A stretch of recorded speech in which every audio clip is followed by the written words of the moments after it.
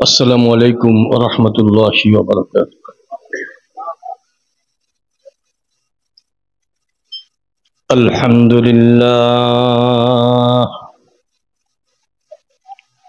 الحمد لله نحمده ونستعينه ونستغفره ونعوذ بالله من شرور أنفسنا ومن سيئات أعمالنا من يهده الله فلا مضل له ومن يضلله فلا هادي له ونشهد أن لا إله إلا الله وحده لا شريك له ونشهد أن محمدا عبده ورسوله أما بعد فأعوذ بالله من الشيطان الرجيم بسم الله الرحمن الرحيم فمن يرد الله أن يهديه يشرح صدره للإسلام ومن يرد أن يضله يجعل صدره ضيقا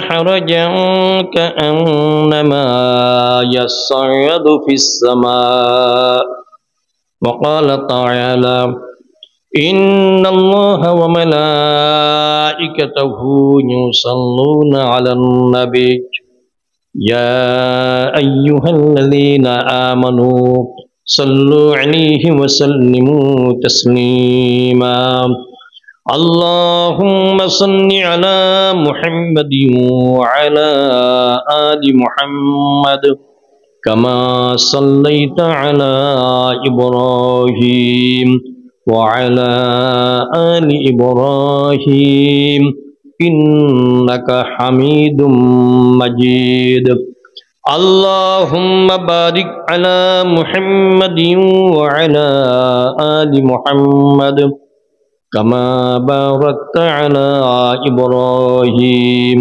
وعلى آل إبراهيم إنك حميد مجيد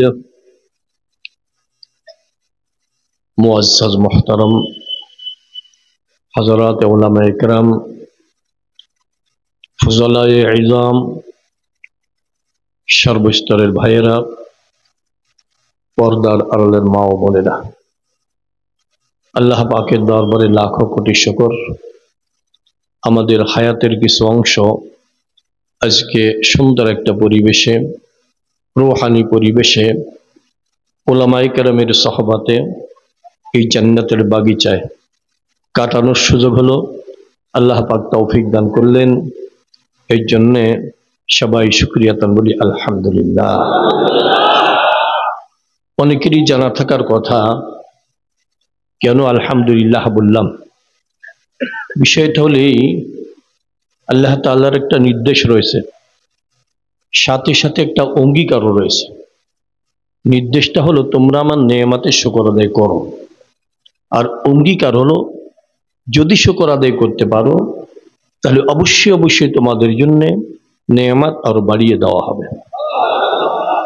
এই ওয়াদাটা কে করেছেন আল্লাহ তাআলা কি কখনো ওয়াদা খেলাপ করেছেন আগামীতে করবেন তাহলে বোঝা গেল সত্যিকারে আমরা যদি শুকর আদায় করতে পারি আল্লাহ তাআলা আমাদের জন্য অনেক অনেক নেয়ামত বরাদ্দ করবেন সে বিষয়ে কোনো সন্দেহ নাই কিন্তু ভাইরা লক্ষ্য করেছেন সবাই কিন্তু ঠিকমতো শুকর আদায় করে নাকি আর করতেও পারে না কারা শুকর আদায় করে যারা কোনো নেয়ামত পাওয়ার পর সন্তুষ্ট হয় বা খুশি হয় বা যাদের ভালো লাগে তারাই তো শুকর আদায় করে কথা ঠিক না তাহলে একটা প্রশ্নের সৃষ্টি হলো আপনারা এখানে আসতে এবং বসতে পেরে বিশেষ করে এই মাহফিলে যোগদান করতে পেরে আসলে কি সবাই সন্তুষ্ট হয়েছেন খুশি হয়েছেন আপনাদের ভালো লেগেছে আমার তো দেখতে মন চায় কে কে সন্তুষ্ট হয়েছেন তাহলে মনে প্রাণে খুশি আবার শুকরিয়া করবেন আলহামদুলিল্লাহ আমার ভাইয়েরা, আমার ছেলেরা, আমার আব্বুরা, আপনারা সন্তুষ্ট হয়েছেন, আমরাও খুশি হয়েছি।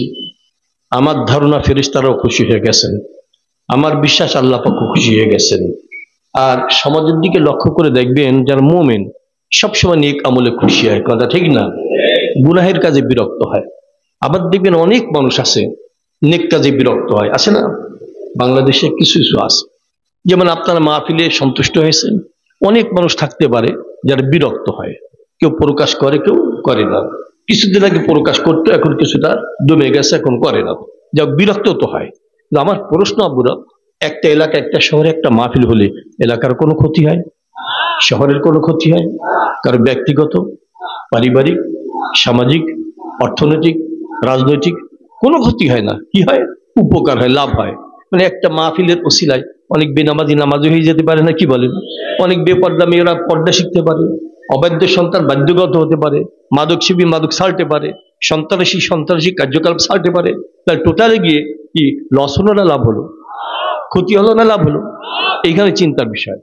যেটা কোনো ক্ষতিই নাই, এইখানেও কেন বিরক্ত হয়ে গেল? প্রশ্ন আছে কিনা, কি বলেন?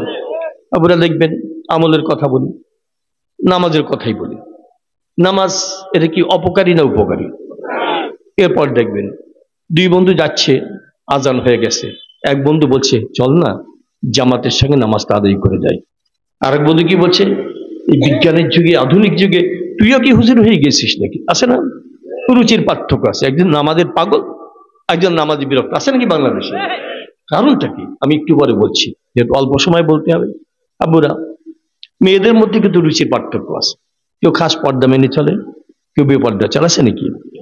আমার প্রশ্ন, এই মানিকগঞ্জ শহরে আমার যত যুবক ছেলে আছে, সবাই মিলে যদি একটা সিদ্ধান্ত নেয়, মনে করেন এই ময়দানে একটা সম্মেলন হলো, সবাই মিলে সিদ্ধান্ত নিল আমরা কেউ বেনামাজি থাকবো না, কি থাকবো না, সবাই কি হয়ে যাব? কি হয়ে যাব? আর যদি বাস্তবায়ন হয়, বলুন তো, দেশের কোনো ক্ষতি, সমাজের, পরিবারের, অর্থনৈতিক কোনো ক্ষতি নাই। কিন্তু এই নামাজ নিয়ে কেন বিরক্ত হলো? প্রশ্ন আছে কিনা? এই মানিকগঞ্জ শহরে আমার যত মেয়ে আছে, যে কোনো বয়সে, সবাই মিলে যদি সিদ্ধান্ত নেয় আমরা কেউ বেপর্দায় চলবো না, সবাই কি করবো? পর্দা মেনে চলবো। কথার কথা বলছি, এই পর্দা যদি বাস্তবায়ন করে, তাহলে কি মানিকগঞ্জের কোনো ক্ষতি হবে? অন্য কোনো থানার, ব্যক্তিগত, পারিবারিক, সামাজিক, যেটা ক্ষতি নাই, এখানেও কেন বিরক্ত হয়ে গেল? এই কয়েকদিন আগে একজন বুদ্ধিজীবী বলছে 2024 সালেও কি বোরকা ব্যবহার করা লাগবে? নাউজুবিল্লাহ বললেন না কেন? দেখেছেন অবস্থা?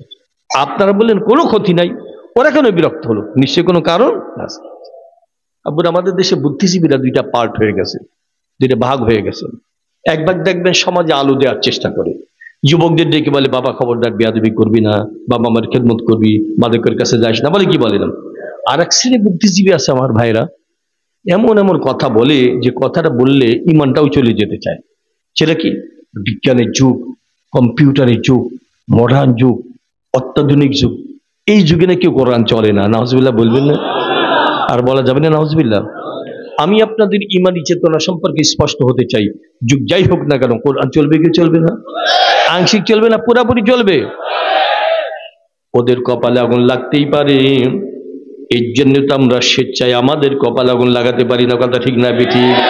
আমাদের স্পষ্ট মন্তব্য, বক্তব্য, ঘোষণা, কোরআন যেমন ছিল তেমনই আছে, আগামীটাও থাকবে।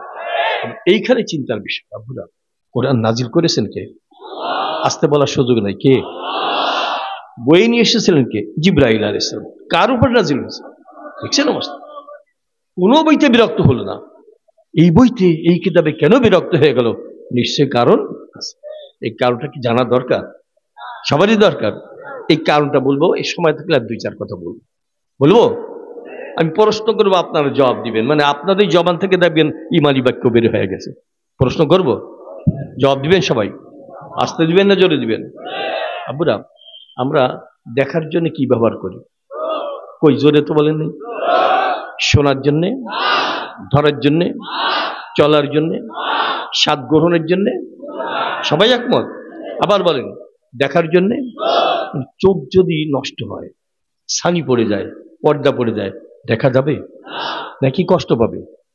কষ্ট পাবে। শোনার জন্যে, শ্রবণ শক্তি নষ্ট হয়ে গেছে, শুনতে পারবে? হ্যাঁ। ধরার জন্যে, হাত প্যারালাইজড হয়ে গেছে, ধরতে পারবে? চলার জন্য পা অবশ হয়ে গেছে, চলতে পারবে? স্বাদ গ্রহণের জন্য এই জিহ্বাটা যদি অকেজো হয়ে যায়, এই জিহ্বাটা যদি নষ্ট হয়, আব্বুরা যতই সুস্বাদু খাদ্য খাই, স্বাদ পাওয়া যাবে? সবাইকে একমত? যে কারা কারা একমত দেখান, কারা কারা একমত হয়েছে? আলহামদুলিল্লাহ, আমি শুকর আদায় করছি, সবাইকে বোঝাতে সক্ষম হয়েছে। এবার আমি একটা মন্তব্য করি। অনেক কথা আপনারা বলেছেন আব্বুরা, কোরআনের স্বাদ, জিকিরির স্বাদ, তেলাওয়াতের স্বাদ, নামাজের স্বাদ, হজের স্বাদ, উমরার স্বাদ, মদিনার রওজা মুবারক জিয়ারত করবার স্বাদ, এইটা হাত দিয়ে মজা পাওয়া যায় না, চোখ দিও না, কান দিও না, জিহ্বা দিও না। অন্য একটা পার্ট, একটা অংশ, একটা বস্তু, একটা যন্ত্র আল্লাহ পাক আমাদেরকে দান করেছেন। ওইটা ঠিক থাকলে কোরআনের মজা পাওয়া যায়, ওইটা নষ্ট হয়ে গেলে ইসলামের মজা পাওয়া যায়। অনেকে জানা থাকতে পারে আব্বুরা সেই জায়গাটা কি হতে পারে বলুন তো? জোরে বলেন, আমার মেয়েরাও শুনবে। আবার বলেন, কলব দিয়ে ইসলামের মজা পাওয়া যায়। এই বিষয়ে কি সবাই একমত? আমি স্পষ্ট হই, কে কে একমত হয়েছে? আব্বুরা, ইসলামের স্বাদ পেতে গেলে কোনটা ঠিক থাকা লাগে? হ্যাঁ, আরবিতে বলি, বাংলায় হৃদয়, হৃদয় বা হৃৎপিণ্ড বলে, অন্তর বলা। আচ্ছা, এখন আব্বুরা বলুন তো, এই হৃদয়টা যদি নষ্ট হয়ে যায়, কলবটা যদি নষ্ট হয়ে যায়, এইটা যদি বক্র হয়ে যায়, এইটা সংকীর্ণতায় পরিপূর্ণ হয়, ইসলামের স্বাদ পাবে? কোরআনের স্বাদ, জিকিরের স্বাদ, তেলাওয়াতের স্বাদ? এবার বুঝেছেন? আমার বুদ্ধিজীবী ভাই যারা কোরআনকে বরদাস্ত করতে পারে না, তাদের কি হাতে কোনো সমস্যা, পায়ে, চোখে, কানে? একটা জায়গা বক্র হয়ে গেছে, সেই জায়গার নাম বলুন আব্বুরা। এদিকে আমাদের কথা, আল্লাহ পাক কি বলেছেন দেখেন, বিসমিল্লাহির রহমানির রহিম, ফামান ইউরিদিল্লাহু আন ইয়াহদিয়াহু ইয়াশরাহ সাদরাহু লিল ইসলাম। আল্লাহ পাক বলছেন, আমি যাকে হেদায়েত দান করতে চাই, ইয়াশরাহ সাদরাহু লিল ইসলাম, আমি ওর বক্ষটাকে উন্মোচন করিয়ে দিয়ে থাকি, ওর কলবের গেটটা খুলে দিয়ে থাকি। কলবের গেট যখন খুলে যায়, সাথে সাথে ইসলামকে বরণ করে নেয়। ومن يرد أن يضله يجعل صدره ضيقا حرجا كأنما يصعد في السماء। কথাটা কার? মিথ্যা হবে না সত্য হবে? আংশিক না পুরোপুরি? আল্লাহ পাক বলছেন, আমি যাকে হিদায়াত দান করতে চাই না, ওর কলবের মধ্যে, বক্ষের মধ্যে, হৃদয়ের মধ্যে, অন্তরের মধ্যে বক্রতা পয়দা হয়, সংকীর্ণতা পয়দা হয়। এমনকি ইসলাম ওর কাছে এমন কঠিন মনে হয়, আসমানে বিচরণ করা যেমন কঠিন, ওর কাছে ইসলাম তেমন কঠিন মনে হয়ে যায়। আবার এর আগে আমরা প্রশ্ন উত্তরে যা কিছু বলেছিলাম সব মিলে গেছে না? একটা জায়গার সমস্যা, আর এই জায়গা ঠিক করার জন্যই কিন্তু এখানে ওখানে দৌড়াদৌড়ি করি।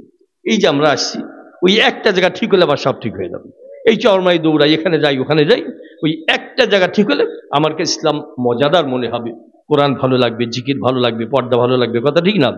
আমরা কি সবাই একমত থেকে? মাশাআল্লাহ। এখন আমি ছোট্ট একটা পরামর্শ আপনাদের দিব। আমার যে সকল বুদ্ধিজীবীরা তাদের পরিবেশগত কারণে, ইসলাম সম্পর্কে অজ্ঞতার কারণে, বা সাথীদের পালায় পড়ে, বা এমন শিক্ষকের কাছে পড়েছে নাস্তিক টাইপের, এদের কারণেও মোটামুটি যারা কোরআনকে বরদাস্ত করতে পারে না, তাদেরকে একটা প্রশ্ন করবেন। কয়টা? একটা। বললেন, ভাইজান বা স্যার বা বস, আপনি কোরআন তো বরদাস্ত করতে পারলেন না, তা কোরআনের মধ্যে আদ্যপতি একটা ভুল কি ধরে দিতে পারবেন? একটা ভুল ধরে দিতে পারবেন? আজ পর্যন্ত কেউ পেরেছে? আগামীতে পারবে? আপনারা দেখেন, কোরআন সম্পর্কে দুই চারটা কথা বলি। কোরআনের পাকে অনেক ভবিষ্যৎবাণী আছে না? অতীতবাণী আছে, আছে। আবার আসমান সম্পর্কে আছে, জমি সম্পর্কে, সাগর সম্পর্কে, মানব সৃষ্টি সম্পর্কে অনেক কথা আছে। দুই একটা উদাহরণ। ভবিষ্যৎবাণী দেখেন আব্বুরা, আমরা পরাশক্তি হিসেবে বর্তমানে মনে করি চীন, রাশিয়া, আমেরিকা, এই জাতীয় নাকি? তখন দুইটা শক্তি ছিল পরাশক্তি, রোম আর পারস্য। রোম আর দুইটা পরাশক্তি ছিল। এই দুইটা রাষ্ট্রে আদর্শগত পার্থক্য ছিল। রোমের যারা ছিল এরা ছিল আহলি কিতাব, বুঝেছেন না? তাওরাত, ইনজিল, জাবুর এগুলো বিশ্বাস করত। আর পারস্যে যারা ছিল এরা ছিল মুশরিক, অগ্নি পূজক। আবার মক্কায় দুই শ্রেণী মানুষ ছিল, একদল মুসলমান আর একদল মুশরিক। তো সমমনা হওয়ার কারণে মুসলমানেরা সবসময় কামনা করত রোমের যেন বিজয় হয়, কারণ কি? ওরা আহলি কিতাব। আর মুশরিক যারা, ওদের কামনা ছিল যেন পারস্যের বিজয় হয়, কারণ ওরা অগ্নি পূজক। ঘটনাক্রমে একবার রোমের কিন্তু পরাজয় হয়ে গেছে। বলুন তো কারা কষ্ট পেয়েছে? মুসলমান কষ্ট পেয়েছে না? আহলি কিতাব। এই কষ্টের খবর কে জানেন? আবার আসতে বলা শুরু করেছে।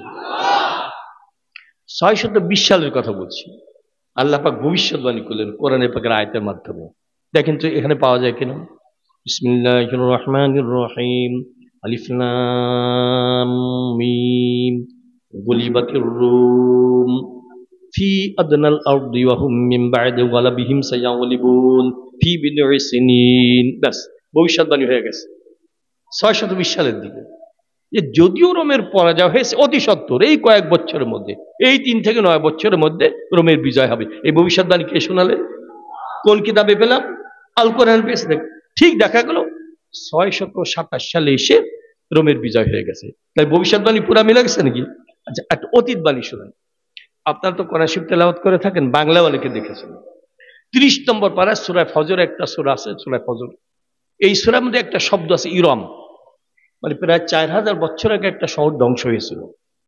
কেউ কেউ বলেন নাম হচ্ছে ইরাম। ঐতিহাসিকেরা খুঁজে খুঁজে বের করার চেষ্টা করে এই শহরটা কোথায়, খুঁজে পায় না। অবশেষে গত 1973 সালে সিরিয়ার একটা শহরের মাটি খুঁড়তে খুঁড়তে কিছু শিলালিপি পেয়ে গেল, ওইখানে ইরাম শব্দটা পেয়ে এইবার বুঝতে পেরেছে এইখানে সেই ইরাম শহরটা ছিল। তাহলে অতীতবাণী মিলে গেছে। আরেকটা বলি সংক্ষেপে, এটা আপনাদের জানা ঘটনা। আপনারা বলুন তো, মুসা আলাইহিস সালামের জামানায় একজন অত্যাচারী জালেম বাচ্চা ছিল, নাম বলেন। সবাই বলেন না যে কেমন ছিল? জালেম না, অত্যাচারী ছিল নাকি? অনেক জুলুম অত্যাচার করত। আর মুসা আলাইহিস সালামের অনুসারীরা বারবার করে সান্ত্বনা পাওয়ার জন্য আসতেন। উনি সান্ত্বনা দিতেন, একটু সবর করো, আগামীতে তোমাদের জন্য সুদিন আসতেছে। জুলুম অত্যাচার বেড়ে গেছে।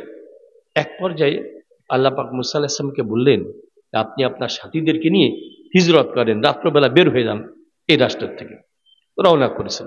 ওদিকে খবর চলে গেছে কিন্তু রাজ দরবারে, ফেরাউনের দরবারে, ওরাও প্রস্তুতি নিয়েছে ধরবে। এখন যেতে যেতে মুসা আলাইহিস সালাম তার অনুসারীরা যখন সামনে গিয়ে দরিয়া দেখছে, এখন হতাশা কাজ করছে না, কি বলেন, সামনে দরিয়া পিছনে শত্রু বাহিনী। তারা বলছে আল্লাহ নবী, বিপদ তো ডাবল হয়ে গেল, দ্বিগুণ হয়ে গেল, সামনে দরিয়া পিছনে শত্রু বাহিনী। মুসা আলাইহিস সালাম একটা বাক্য দিয়ে সান্ত্বনা দিলেন, বিসমিল্লাহির রহমানির রহিম, ইন্না মাইয়া রাব্বি সায়াহদিন। তোমাদের টেনশনের কারণ নাই, নিশ্চয়ই নিশ্চয়ই আমার রব আমারই সাথে আছেন। সায়াহদিন, অতি সত্য তিনি পথ বাতলিয়ে দিবেন। দেখেন কিভাবে পথ বাতলিয়ে দেন। আল্লাহ পাক মুসা আলাইহিস সালামকে বললেন, আপনার হাতে যেটা আছে, হাতে কি ছিল তো, এইটা দিয়ে দড়ি আঘাত দিয়ে দেন। দিয়েছে আঘাত, আঘাত দিয়েছেন কয়টা? একটা। রাস্তা হয়েছে 12টা, বড় প্রশস্ত শুকনো রাস্তা। ব্যাস, নিরাপদে পার হয়ে গেলেন। মনের মধ্যে শঙ্কা আতঙ্ক রয়ে গেছে যে রাস্তা যখন আমরা পাড়ি দিয়ে আসছি, ওরাও তো আসবে। আল্লাহ পাক কি বললেন, বিসমিল্লাহির রহমানির রহিম, ওয়াতরুকিল বাহরা রাহওয়া, থাকতে দাও। কেন? রাস্তা না দেখতে ফেরাউন নামবে না, আল্লাহ পাক চাচ্ছেন ফেরাউনকে নামাতে। এখন ফেরাউন বাহিনী হাজির। বাহিনীর লোকে বলছে, বাচ্চা নামদার, আশ্চর্য খবর, দূরের মধ্যে রাস্তা কয়টা, ছোট না বড়, ভিজা না শুকনা? দেখেন কপাল যখন পুড়ে যায় হিতাই জ্ঞান থাকে না। বলছে তোমরা যা কিছু দেখছো সব আমারই প্রতাপের লীলা। নাউজুবিল্লাহ। আর আল্লাহ পাক বলতে চান কার প্রতাপের লীলা? একটুবার বুঝতে পারবে। ফেরাউন ব্যস্ত হয়ে পড়ছে। দেখবেন গজব যখন অতি সন্নিকটে এসে যায়, এমন এমন কাজ করে গজব আর দেরি হয় না। দেখবেন বাংলাদেশে খুঁজে না পেলে অন্য দেশে তো পাবেন। হ্যাঁ, আছে না? ফেরাউন বলছে আমি নামবো, আল্লাহ পাক চাইছেন তোকে আগে দরকার। নামছে, নামার পর আপনারা তো জানেন চতুর্দিক দিয়ে পানির চাপ, একবার ডুবে একবার ভাসে। আবার পাশে পদ্মা নদী আছে বোধহয়, এটা পদ্মা নদী না? আচ্ছা, পদ্মা নদী। আচ্ছা, পদ্মা নদী পাড়ি দেওয়ার সময় কোনো মস্তান সন্ত্রাসী যত বড় মস্তান হোক, যখন তুফান ভেঙে ভেঙে নৌকার উপরে পড়ে তখন মস্তানি করে নাকি? হ্যাঁ, কি বলে লা ইলাহা ইল্লা আনতা পড়ে নাকি? যত মস্তান হোক। আর ফেরাউন মুস্তান কি বলে দেখেন, দেখেন দেখেন, উপায় তো নাই। বলছে আমান্তু আন্নাহু লা ইলাহা ইল্লাল্লাযী আমানাত বিহি বানু ইসরাঈল ওয়া আনা মিনাল মুসলিমিন। দেখছেন, আমান্তু বলছে আমি ঈমান আনিলাম। ব্যাখ্যা দিয়ে বলছে এই মুসা আলাইহিস সালাম যাকে রব বলে আমি তাকে রব বলে স্বীকার করলাম। এই কয়েকদিন আগে কি বলেছে, আনা রব্বুকুমুল আ'লা, আমি বড় রব। নাউজুবিল্লাহ বলেন। আরেকটা কথা মনে রাখবেন, গজব যখন আল্লাহ পাক পুরাপুরি ছেড়ে দেন, এই গজব আর ফেরত নেন না। আল্লাহ পাক ও যতই ঈমান আনুক, আর বলছে ওয়ানা মিনাল মুসলিমিন, আমি মুসলমানদের দলভুক্ত হয়ে গেছি। আল্লাহ পাক বলেন আল আন, এখন অকাদ আসাইতু ক্বাবলু ওয়া কুনতা মিনাল মুফসিদিন, এর আগে শয়তানি করেছিস, ফাসাদ বিস্তার আর হবে না। এইবার আমি যেটা বলছি ভবিষ্যৎবাণী, আল্লাহ পাক কি ভবিষ্যৎবাণী করলেন? বিসমিল্লাহির রহমানির রহিম, ফালিয়াউমা নুনাজ্জিকা বিবাদানিকা লিতাকুনা লিমান খালফাকা আয়া। আল্লাহ পাক বলেন তোর লাশ কিন্তু উদ্ধার হবে, তুই তো শেষ, লাশ কিন্তু উদ্ধার করা হবে, যাতে পরবর্তীতে যারা থাকবে তাদের জন্য লক্ষণীয় শিক্ষণীয় বিষয় হয়ে থাকবে। আপনারা শুনেছেন আপনারা, এই গত 1898 সালে ফেরাউনের লাশ যে উদ্ধার হয়েছে, শুনেছেন না? কত আগের কথা, দেখছেন ভবিষ্যৎবাণী মিলে গেছে না? আমি দু একটা উদাহরণ দিলাম, তাহলে আল কোরআনে কোনো সন্দেহ আছে? একটু জোরে বলা লাগবে যে এই কোরআন মানা লাগবে না? আংশিক না পুরাপুরি? হ্যাঁ, প্রত্যেকটা সেক্টরে, ব্যক্তিগত পর্যায়ে, পারিবারিক, সামাজিক, রাষ্ট্রীয়, কোন জায়গায় বাদ থাকবে না। কি বলেন? আমরা চাই কোরআন, গোটা দেশটাই কোরআনের আলো আলোকিত হয়ে যায়। কি বলেন? সবাই চাই না, কারো আপত্তি আছে? কে কে চাই দেখান। খুশি হয়েছে, মাশাআল্লাহ, খুশি হয়েছে, খুশি হয়েছে আপনারা। তাহলে আমি আজকে একটা কথা বলবো, সময়টা সংক্ষেপ। তো দুনিয়া সম্পর্কে আল্লাহ পাক যা বললেন সব মিলে গেছে, সাগর সম্পর্কে আছে কোরআনে, তাও কিন্তু মিলে গেছে। আল্লাহ পাক কি বলছেন? বিসমিল্লাহির রহমানির রহিম, মারাজাল বাহরাইনি ইয়ালতাকিয়ান বাইনাহুমা বারযাখুন লা ইয়াবগিয়ান। সাগরের মধ্যে দুই স্রোতের কথা শুনেছেন, একটা মিঠা পানি, একটা লোনা পানি, পাশাপাশি চলে, আজ পর্যন্ত মিলেগুলো একাকার হতে পারে নাই। এটা কার কথা? দেখেন আসছে, মিলে গেছে। আরো আসমানের কথা বলার টাইম নেই। তাহলে বোঝা গেল আল্লাহ পাক যত জায়গায় যত কথা বলেছেন পুরোপুরি বাস্তবায়ন হয়েই যাচ্ছে, কথা ঠিক না? এবার আমার প্রস্তাব হলো, পরবাস সম্পর্কে কিছু ভবিষ্যৎবাণী আছে না? আবার কেউ কেউ আসতে বলেছেন, আছে? হ্যাঁ, আছে নাকি?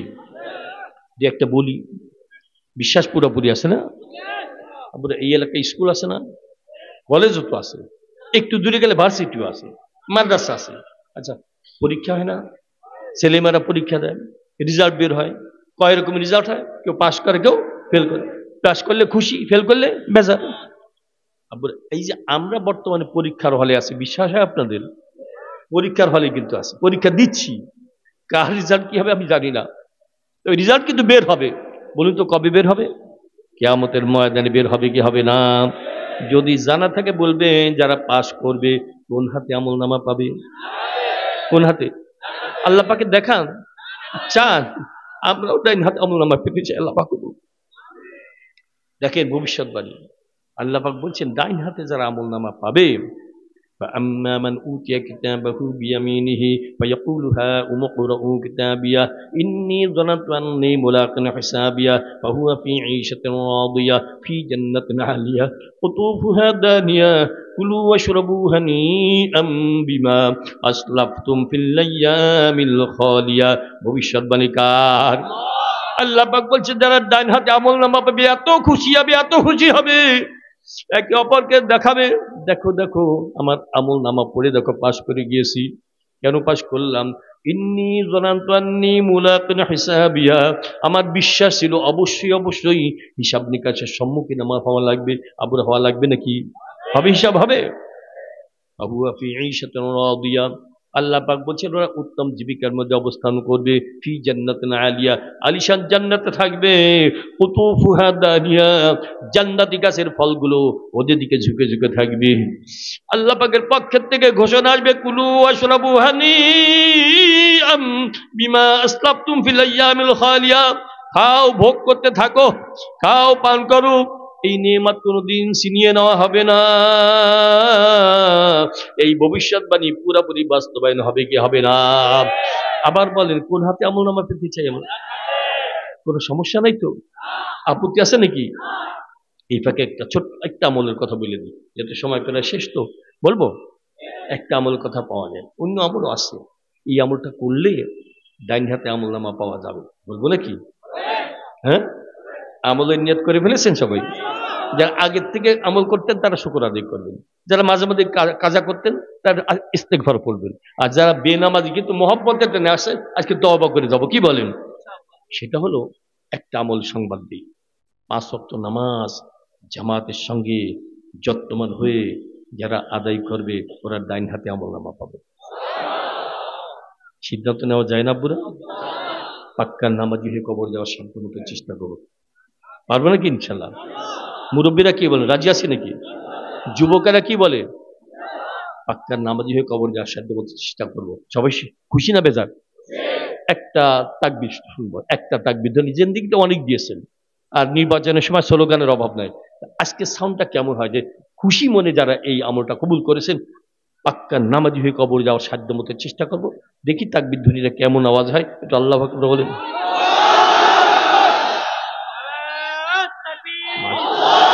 খুশি হয়েছি, খুশি হয়েছি, খুশি হয়েছি, খুশি হয়েছি। আল্লাহ পাক যেন রাজি হয়ে যান সবাই মিলে। আমি আবুরা বাম হাতে আমল নামা পেরে কারা পাবে? যারা ফেল করবে না। তা কিয়ামতের ময়দানে যারা ফেল করবে কোন হাতে আমল নামা পাবে? দেখি যে ভবিষ্যৎবাণী কি।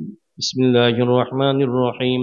وأما من أوتي كتابه بشماله فيقول يا ليتني لم أوت كتابيه ولم أدر ما حسابيه يا ليتها كانت القاضية ما أغنى عني ماليه هلك عني سلطانيه خذوه فغلوه ثم الجحيم صلوه। ভবিষ্যৎবাণী কার? আল্লাহ পাক বলছে বাম হাতে আমল নামা যারা পাবে ফেল করবে, এত আফসোস করবে, এত আফসোস করবে। আরে আমি যদি আমল নামা না পেতাম এইটাই তো ভালো ছিল, আমি যদি নাই জানতে পারতাম এইটাই ভালো ছিল, আমি যখন মৃত্যুবরণ করেছিলাম এইটাই যদি আমি চির সমাপ্তির কারণ হতো এইটাই ভালো ছিল। আর মাল দৌলতের কথা মনে করে আফসোস করবে।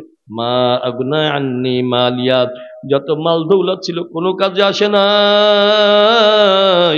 হালাকা আন্নি সুলতানিয়া, প্রভাব প্রতিপত্তি মাতব্বারি সর্দারি মরলুগি সব শেষ হয়ে গেছে। আল্লাহ পাক পুলিশ বাহিনী লেলিয়ে দিবেন, ফেরেশতাদেরকে নামিয়ে দিবেন, খুজু, হে ফেরেশতারা অ্যারেস্ট করো।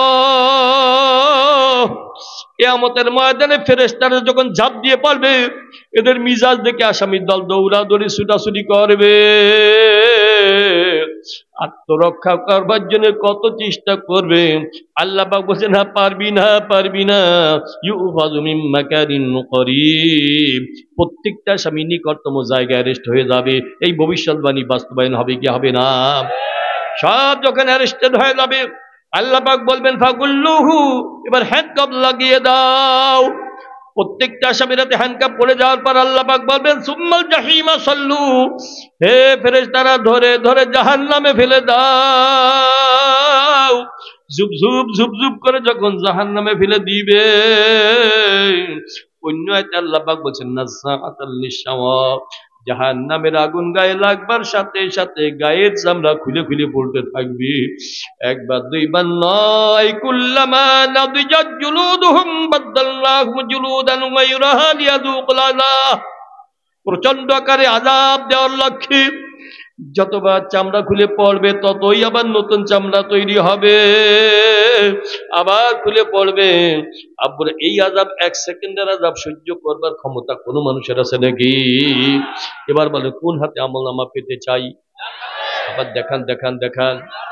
আল্লাহ যেন প্রত্যেকের ডাইন হাতে সে আমলনামার ব্যবস্থা করে দেন। আব্বুর সময় তো মাত্র 2 মিনিট আছে, বলবো 2টা ঔষধের নামও বলবো। ওয়াজ শোনার সময় মনে হয় আর পাপের কাজ করবো না, কথা ঠিক না? নেক কাজ ছাড়বই না, কিন্তু আবার ঢিলা হয়ে যায় না পরে। 2টা ঔষধের কথা, কোনো টাকা লাগবে না, পয়সা, 2টা ঔষধ। এই ঔষধ ব্যবহার করলে দেখবেন আপনাদের ইমানি কুয়াত বাড়তে থাকবে। বলবো আব্বুরা, বলবো? আমলে নিয়াত করে বসছেন। এক হলো কাসরাতে জিক্রুল্লাহ, যারা বেশি বেশি জিকির করবে দিন দিন তাদের ইমানের উন্নয়ন আল্লাহ পাক দান করবে, ইমানে কুয়াত বৃদ্ধি করে দেবেন। জিকির করলে কোনো সমস্যা? কম করবেন না বেশি করবেন? লস হবে না লাভ হবে? একটা লাভের কথা বলি, যারা বেশি বেশি জিকির করবে কিয়ামতের ময়দানে হাসতে হাসতে জান্নাতে চলে যাবে। জিকির করবেন না? জিকির করলে ইমানি শক্তি তাকত বৃদ্ধি হয়, তাই না? আরেকটা বলবো, সহবাতে আহলুল্লাহ, আল্লাহর ওলিদের সহবাতে গেলে আল্লাহ পাক কলবের মধ্যে তাকওয়ার আলো পরিচালিত করে দেয়। সময় এসে 1 মিনিট বলবো একটা উদাহরণ। আপনার ট্যাঙ্ক লরি চেনেন না? ট্যাঙ্ক লরি, ওই যে তেলবাহী ট্রাক দেখেছেন, ওর মাথার উপরে ঘাড়ের উপরে বিশাল ট্যাঙ্কি থাকে, ডিজেল পেট্রোল অকটেন থাকে, তাই না? দেখবেন এই গাড়ি চলতে চলতে একটা পেট্রোল পাম্প যখন পায় দাঁড়িয়ে যায়, আর কর্মচারীদেরকে বলে 50 লিটার দাও, 100 লিটার দাও, বলে কি বলে না? তো নতুন কর্মচারী বসে না, বলছি আচ্ছা বিশাল ট্যাঙ্কির মধ্যে কি বলে ডিজেল আছে? বলে হ্যাঁ। কি পরিমাণ? বলে প্রায় 4000 লিটার, এখন চাচ্ছে মাত্র 50 লিটার। আশ্চর্য হয়ে গেছে, এই 50 লিটার ডিজেলের জন্য গাড়িকে দাঁড় করালেন কেন? বলছে এটা তো একটু বুঝবে না, আমার গাড়ির ট্যাঙ্কি একটা নয়, বিশাল ট্যাঙ্কি দেখছো, এর মধ্যে যতই ডিজেল থাকুক এর জোরে আমার গাড়ি চাকা একটা পাকও ঘুরবে না। নিচের দিকে তাকিয়ে দেখো, ছোট্ট একটা ট্যাঙ্কি আছে, এই ট্যাঙ্কি খালি হলে আমার গাড়ি চালানো যায় না। আমি বলে যাচ্ছি, বিজ্ঞজন আছে, ইসলামিক স্কলার আছেন, ইনাদের কাছে জিজ্ঞাসা করবেন। আল্লাহ পাক আমাদেরকে দুইটা ট্যাঙ্কি দান করেছেন। কয়টা বলেন? একটা নাম ব্রেন, একটা নাম কি বললাম, আবার বলেন, আরেকটার নাম, একটার নাম, আরেকটা শিক্ষা, পাণ্ডিত্য, আক্ষরিক জ্ঞান। এর প্রভাব কোথায় পড়ে বলুন তো? ব্রেনে। কোথায়? আর সহবাত অর্থাৎ দীক্ষা, আল্লাহ পাকের ওলিদের কাছে দীক্ষা গ্রহণ করলে এর প্রভাব কোথায় পড়ে? হয়েছে না? এই ট্যাঙ্কি যখন ভরে যায়, ব্যাস দেখবেন ওই মানুষটা যত মূর্খ হোক আর শিক্ষিত হোক, যাই হোক, দেখবেন দিনের রাস্তায় সে চলতে সক্ষম হয় ইনশাল্লাহ।